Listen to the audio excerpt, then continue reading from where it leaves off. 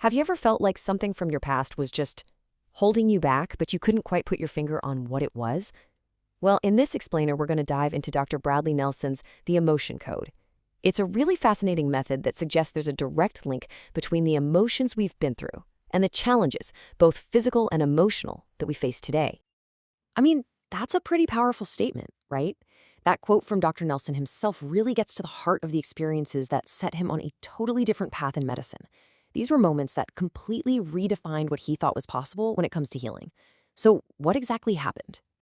For Dr. Nelson, it really all started with two profound, totally life-altering events in his own youth. And these experiences convinced him that there was way more to healing than what conventional medicine was offering at the time. Okay, so first, when he was just a little kid with the measles, he describes this literal whoosh of energy passing right through his body while his parents were praying for him, and he was healed instantly. Then, years later, he's a teenager and he's facing a supposedly incurable kidney disease. He was brought back to full health, not by a hospital, but by holistic practitioners who were working out of a trailer. So you see, these two healings weren't just a couple of strange events for him. They literally became his life's mission. He decided right then to become a doctor who wouldn't just slap Band-Aids on symptoms, but would go on a relentless search for the true, underlying causes of his patients' suffering. He really saw it as a sacred calling.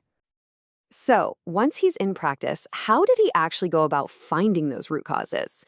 Well, he realized he had to look beyond just the physical body. And he ended up developing this unique method for tapping into a much, much deeper source of information. With every single patient that walked through his door, he would start with a silent, private request for help from what he calls a higher power. He came to believe his real job was just to be a go-between, to channel information. And the source of that information?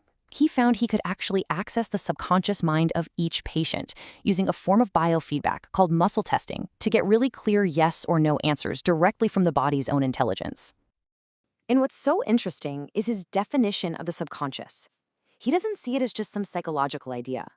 For him, it's the body's all-knowing operating system. It's this incredible intelligence that's running everything, from creating millions of new cells every minute to storing a perfect memory of every single thing you've ever lived through. So by asking this subconscious supercomputer what was really wrong, he kept getting the same answer over and over and over. He found that the single biggest common thread for almost all of his patients was something he started calling emotional baggage. Now, to really wrap your head around this idea, he says we have to kind of update our view of the body. We live with this illusion that we're solid, right? But on a quantum level, we're really just a vibrating force field of pure energy. And understanding that is absolutely key to his entire theory. So what is this emotional baggage in a literal sense?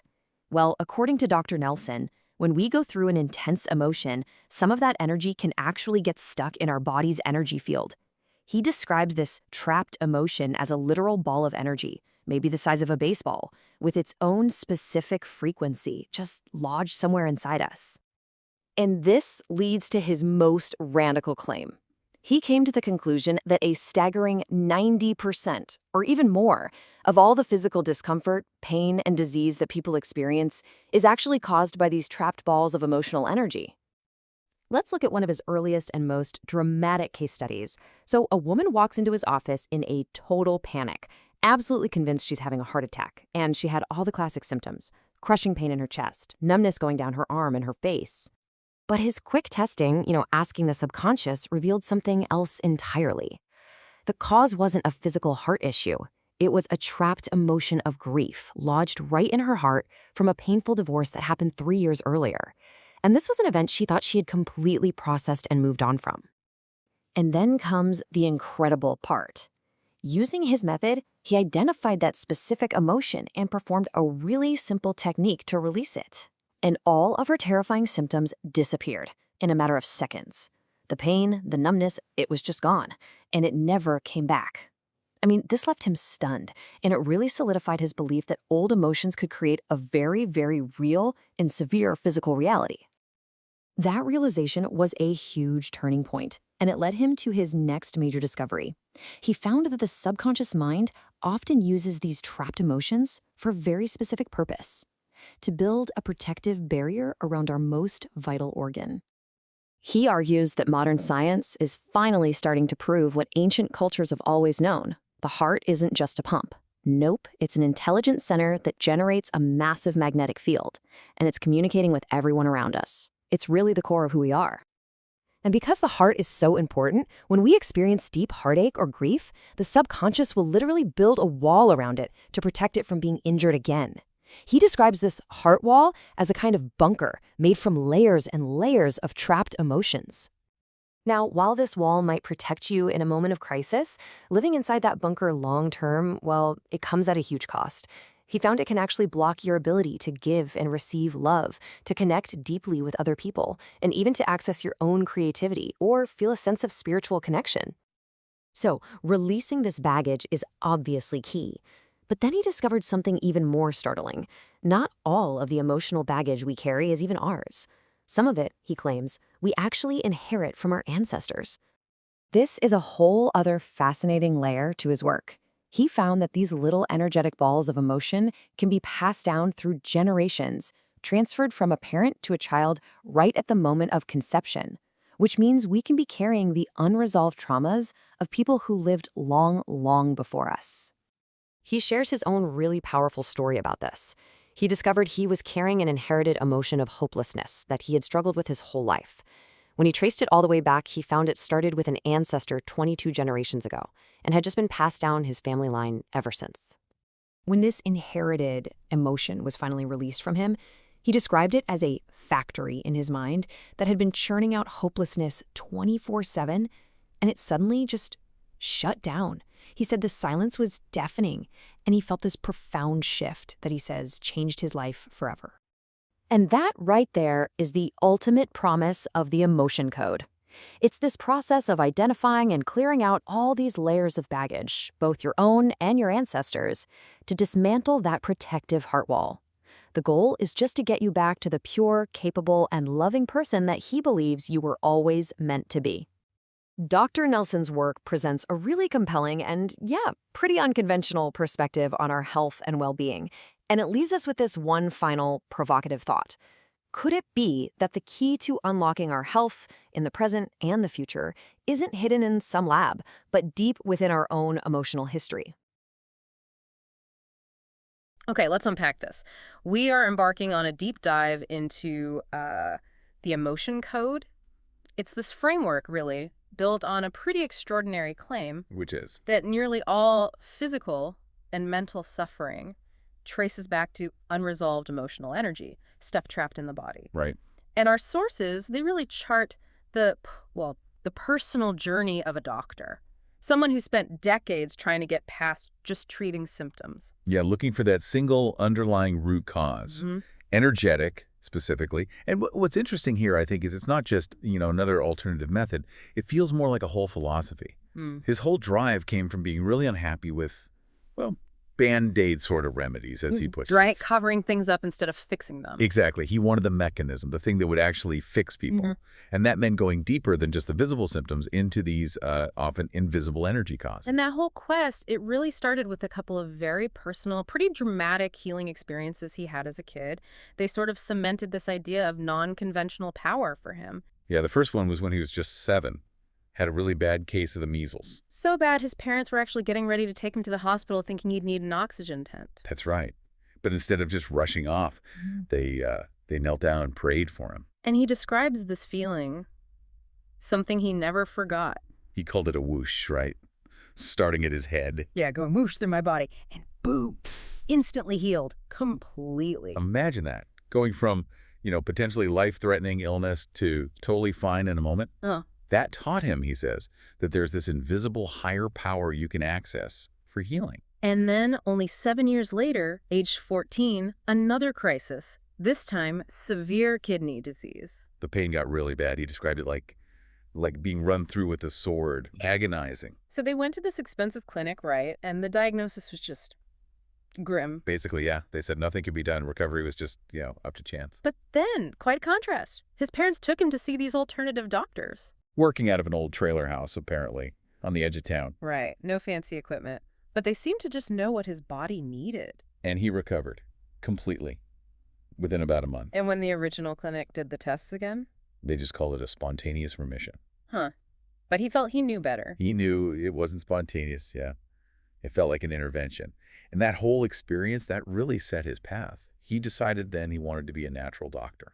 It really framed his whole approach later on, didn't it? Seeing healing as this sacred thing, helping the body do its job, not just masking problems. Definitely. And that spiritual side, that connection, Yeah. stayed absolutely central to how he practiced for, well, almost 2 decades. And this connection, the healer asking for help from a higher power, that seems to be the bridge into the actual method, the emotion code itself. It is.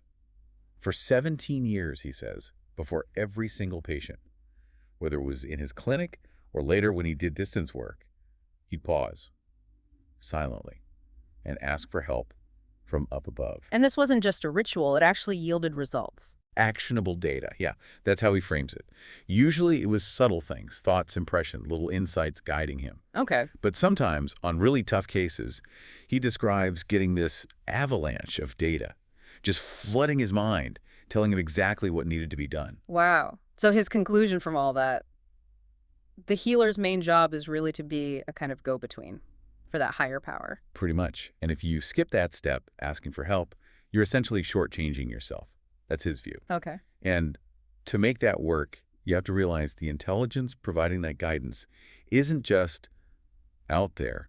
It's also inside, in what he calls the subconscious mind. Right. We focus so much on our conscious thoughts, but the subconscious. It's vastly intelligent, he says. I mean, think about it. It's creating millions of new blood cells every minute.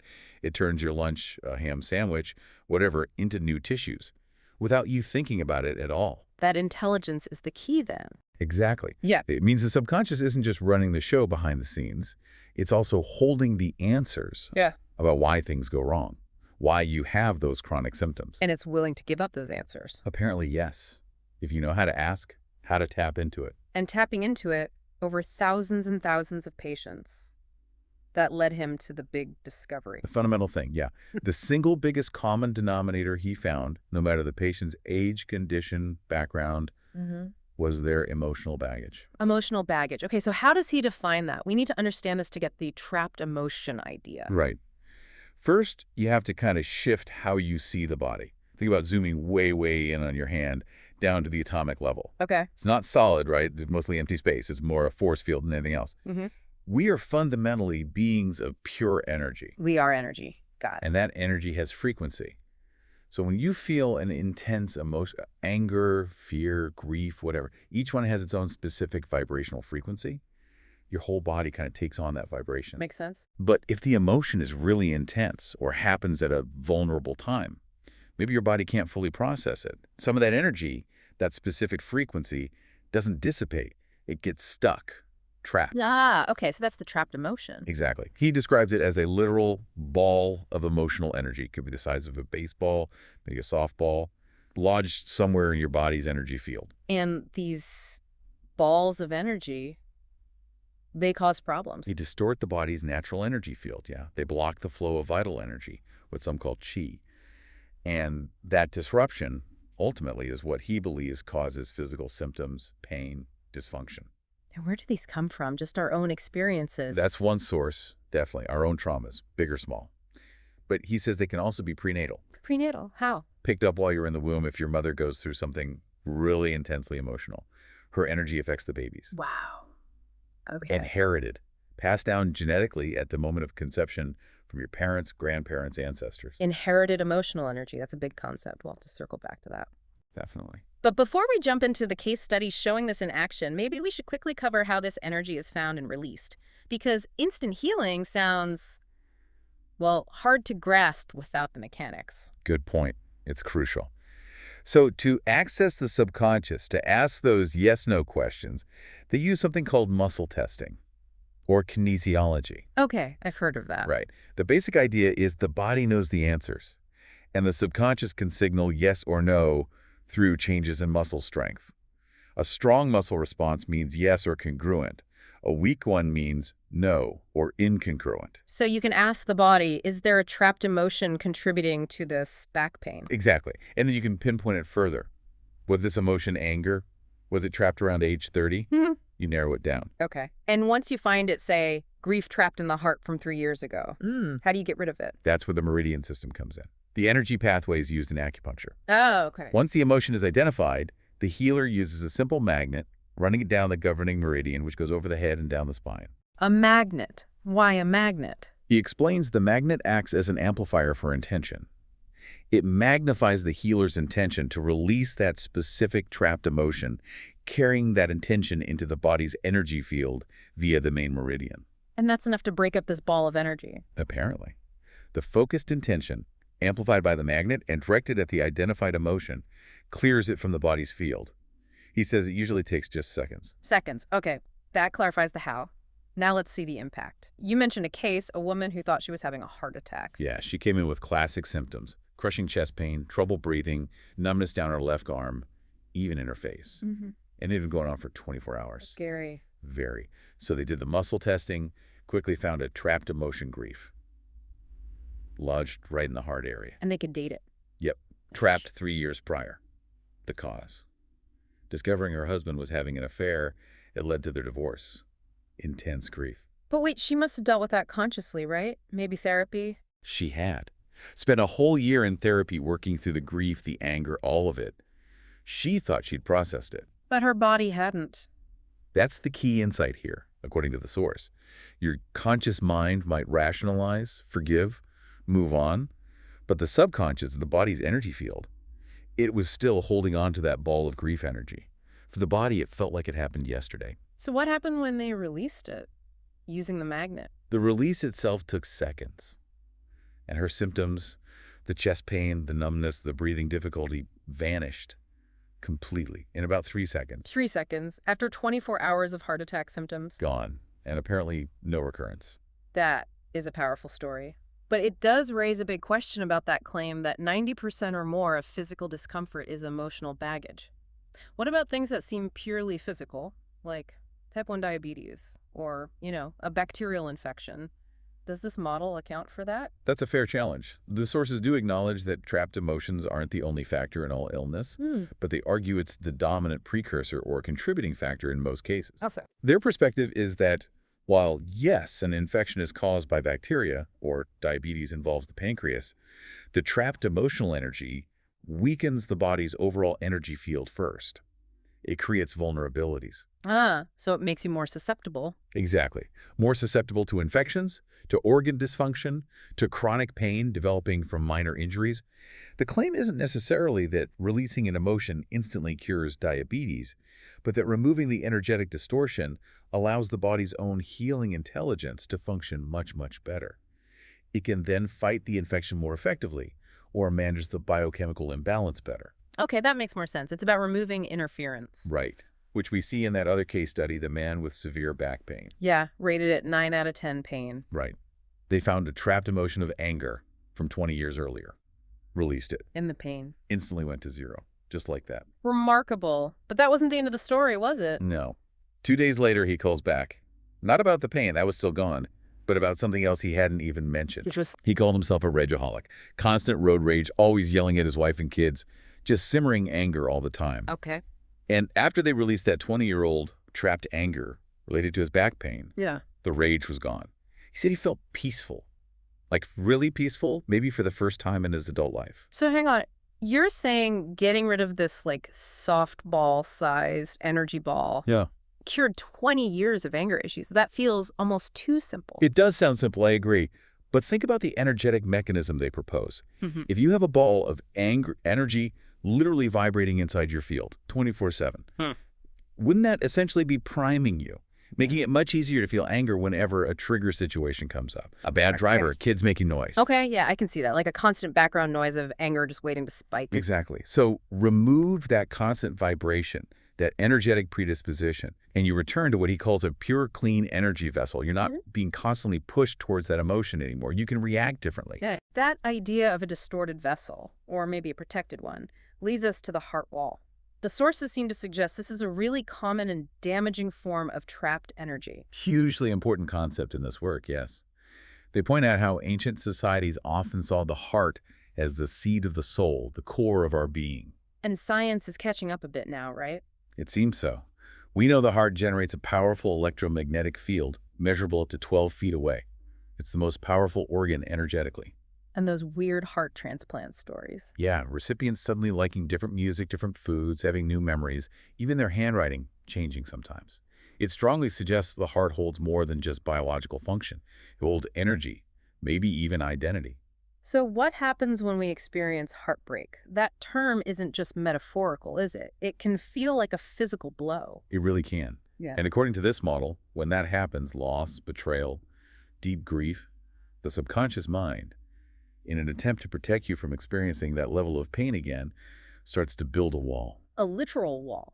Made of what? Made of layers of trapped emotional energy. Like building a bunker or an energy shield around the heart, using whatever emotions were available at the time: sadness, anger, betrayal. To protect the heart. But that protection comes at a cost. A huge cost. If that heart wall stays up, it doesn't just block pain, it blocks everything else too. It makes it hard to give and receive love freely. Difficult to connect deeply with others, to fall in love, to stay in love. And even connect with that higher power they talk about. Yes. Yeah. It dampens your ability to feel joy, creativity, passion, spiritual connection. You're living from behind a protective but isolating wall. So the bigger picture goal here, it's massive. The sources are suggesting this kind of work can help shift humanity. From operating primarily out of the brain in our heads, the logical, analytical part, To operating more from the brain in our heart, which they see as the source of intuition, compassion, creativity, love. it's a huge vision. A species-level transformation proposed through individual energy clearing. Which brings us back to that inherited stuff, because if we're carrying energy that isn't even ours, that complicates things. It really does. This idea of inherited trapped emotions passed down at conception, that was probably the most, well, surprising part of the material for me. We know science is showing trauma can affect genes, epigenetic changes passed down in animals, maybe 14 generations even. Right. But this model says we literally receive distinct balls of ancestral emotional energy at conception. And there's a personal story attached to this from the developer himself. A very compelling one. He was being worked on by his own daughter using the method, Yeah. and she found an inherited trapped emotion of hopelessness, From who? traced back 22 generations Hmm. on his mother's side of the family. 22 generations of hopelessness. Wow. And did he recognize that feeling in himself? Oh, absolutely. He realized, even 2 years after his book became a huge success, he still talked about the process of writing it as hopeless. It was his default description, even when things were going well. So he'd internalized this ancestral energy. It was shaping his experience without him even realizing it was inherited. Completely. He felt he was constantly fighting this internal resistance, this inertia, because of it. And what happened when his daughter released that inherited emotion, that 22-generation hopelessness? She said the feeling was profound. He described it like a factory in my mind that had been playing that music of hopelessness 24 hours a day, 7 days a week. And suddenly, it just switched off. Silence. A deafening silence, he said. It fundamentally changed his outlook, freeing him from this weight, this energy that wasn't even originally his. It's fascinating stuff, but I can hear some listeners thinking, this just sounds too simple. Release an energy ball with a magnet and deep-seated issues, even inherited ones, just vanish. Yeah. We're kind of conditioned to think complex problems need complex fixes. And the sources address that skepticism directly. They talk about the ego. The ego. Yeah. The belief is that our ego wants things to be complex. Complexity feels important, serious, rigorous. Simplicity can feel flimsy, maybe. Interesting point. But they argue that truth, especially in nature and healing, is often elegantly simple. The simplicity of the method isn't seen as a flaw, but actually as evidence of its fundamental truth. And it fits into this larger philosophical view they present, doesn't it? This idea that we chose to be here. Right. That we chose our lives, our families, our experiences before we came to learn specific lessons. Lessons for, as they put it, the rest of eternity. And this emotional baggage, whether it's ours or inherited, just gets in the way. It diminishes our lives, yeah. It interferes with our purpose, our ability to learn those lessons, to manifest who we're truly meant to be. Releasing it helps clear the path. So connecting this to daily life, they offer a way to make decisions using this connection. A very simple method, yeah. Yeah. Study the problem out, weigh the options, make a tentative choice, and then ask that higher power, or your subconscious, for confirmation. And how does the answer come? Through feeling. If you feel a sense of profound peace about the choice, like a calm rightness, that's the green light. If you feel confusion or anxiety, churning, unease, That's the signal. It's likely the wrong path? So subtle feelings, not necessarily a booming voice from the heavens. Usually not, no. More like whispers, gut feelings, impressions, subtle thoughts. You have to learn to listen quietly. Okay, so let's try and wrap this up. What's the main takeaway here?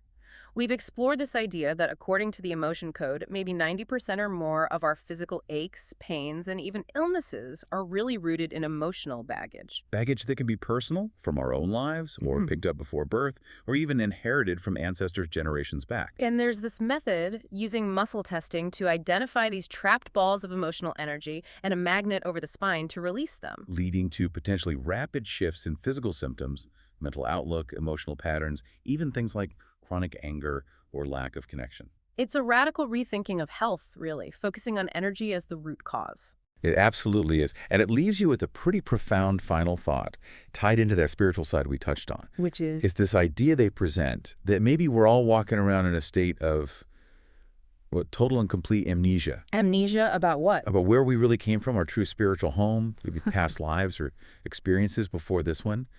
There's this concept of a veil of forgetfulness deliberately placed over us when we come here.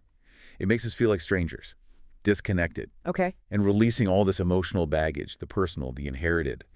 It's presented as part of the process of thinning that veil, of remembering, of reconnecting to that source, to who we really are beyond this life. That's a deep concept to end on. It is, and it leaves you, the listener, with a final question to sort of chew on.